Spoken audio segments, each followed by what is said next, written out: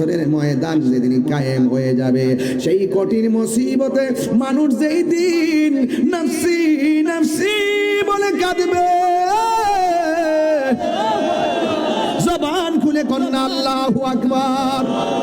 যেই দিন মানুষ নফসি নফসি বলে কাঁদবে, আল্লাহর ছায়া বিনে যেই দিন ছায়া থাকবে না, আমার আল্লাহর হাবিব বলতেছেন আমার আল্লাহ ওই হাসরের ময়দানে 7 শ্রেণীর মানুষের মাথার উপরে আরশে আজিমের ছায়া দান করে দিবে।